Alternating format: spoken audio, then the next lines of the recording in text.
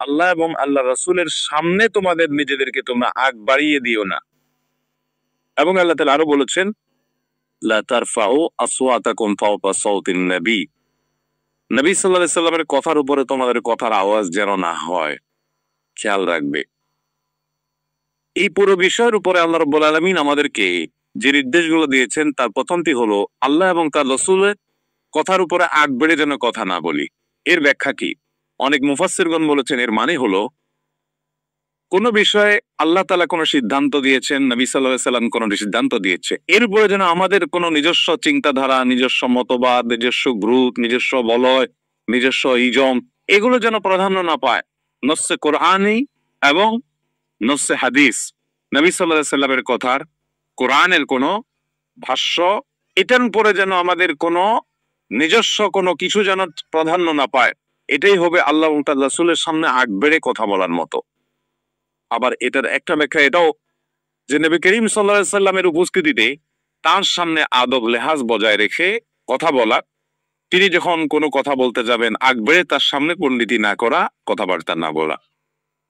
এখানে যদিও নবী করিম সাল্লাল্লাহু আলাইহি সাল্লামের কাছে কথা বলা হচ্ছে, তার পাশাপাশি এই আদব লেহাজ ওলামায়ে কেরামের সাথে, মুরব্বীদের সাথে, বাবা মার সাথে বিশেষভাবে পালনযোগ্য। এবং আমাদের বহু মুসলমান ভাইরা আছেন, বহু ইমানদার, বহুত নামাজি, বহুত রোজাদার, বহুত আমলদার ভাইরা আছে যাদের মধ্যে এই আদব লেহাজের ত্রুটি প্রচন্ড রকমের দেখা যায়।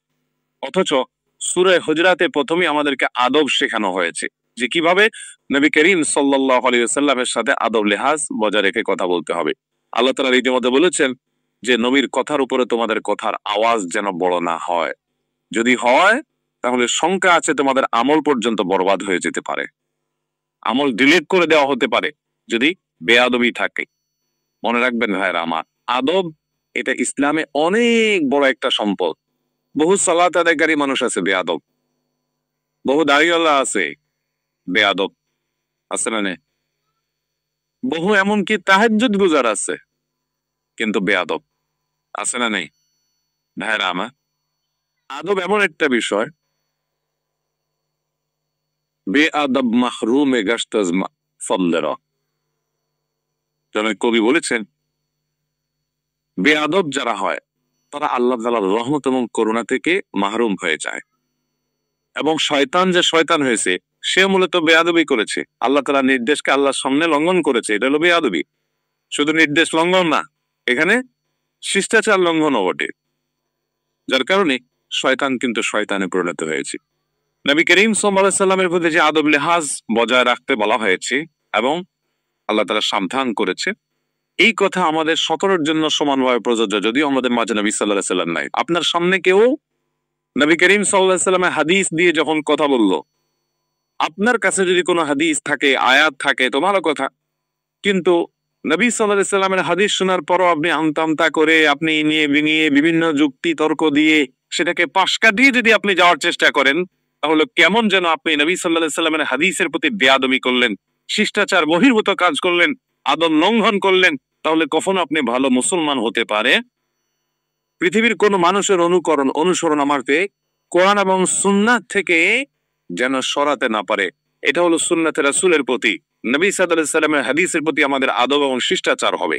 শুধু তাই নয়, নবী সাল্লাল্লাহু আলাইহি সাল্লামের হাদিসের কথা আমি শুনেছি, আমি মাথা নত করে ফেলবো, আমার আর সামনে আমি পা বাড়াবো না, যেহেতু আমি নবী সাল্লাল্লাহু আলাইহি সাল্লামের নির্দেশ পেয়েছি, নিষেধ পেয়েছি, কোরআনের আয়াত পেয়েছি, আদেশ নিষেধ পেয়েছি, আমার আর কোনো সে থাকবে না, আমি তার সামনে নিজেকে মাথা নত করে দিব। এটাই হলো আদব মা আল্লাহ, এটাই হলো আদব মা রাসূল।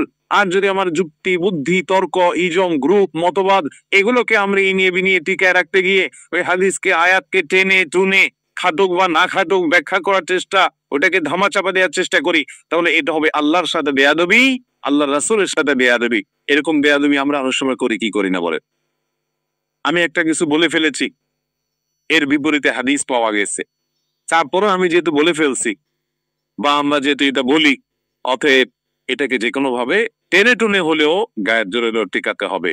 এটা আল্লাহ এবং তার রাসূলের শানে আদবের খেলাফ। মুহতারাম হাজরিন, ঠিক একই ভাবে আমাদের যারা মুরব্বীরা আছেন, বাবা মা আছেন, উস্তাজ আছেন, ওলামা একরাম আছেন, টিচাররা আছেন, বয়সে বড়রা আছে, তাদের সামনেও আমরা কথা বলতে যাব না আগ বেড়ে।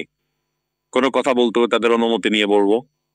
তাদের সামনে কথা বলতে গিয়ে তাদের কথারে পাত্তা না দিয়ে নিজে নিজে সেখানে কথা বলা শুরু করা, তাদেরকে দমায় রাখার চেষ্টা করা, কিংবা তাদের কথার উপরে বড় কথা বলা। অনেক ছেলেরা আছে না যে অন্য অনেক দিক থেকে তার ভালো গুণ, তিনি সৎ, তিনি অন্যান্য অনেক দিন থেকে ভালো দিক থেকে ভালো আছেন, কিন্তু বাবার সামনে কথা বলার সময় জোরে জোরে কথা বলে, বাবার আওয়াজ আছে তার আওয়াজ জোরে হয়, আছে না নাই? স্পষ্ট বেয়াদবি। এবং এই বেয়াদবি যাতে কোনো মুসলমান না করে, এই জন্য সূরা হুজুরাতের শুরুতে আমাদেরকে নবী করিম সাল্লাল্লাহু আলাইহি ওয়াসাল্লামের সাথে শিষ্টাচারের শিক্ষা দেওয়া হয়েছে। আল্লাহ তাআলা আমাদের সবাইকে সেই শিষ্টাচার অবলম্বন করে, অনুসরণ করে আমাদের জীবনকে সাজাবার, সুন্দর করার তৌফিক দান করে। সবাই আদব লেহাজ বজায় রাখবো তো ইনশাআল্লাহ। আজকাল আদবের বড় অভাব চলছে ভাই।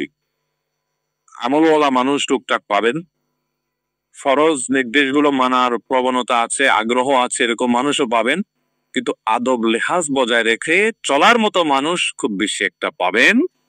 এই জন্য ভাইরা, ভালো মুসলমান হতে হলে আপনাকে আল্লাহ তাআলার ফরজ আদেশ নিষেধ গুলো যেমন মানতে হবে, তেমন ইসলামী শিষ্টাচার, ভদ্রতা এটাও বজায় রাখতে হবে। একজন সাহাবী বাপ ছেলে দুজনকে সমান্তরাল ভাবে হেঁটে যেতে দেখে তিনি থামিয়ে বললেন, তোমাদের বাপকে বেটাকে? তখন পরিচয় দিলেন যে উনি আমার আব্বা, আমি ওনার ছেলে।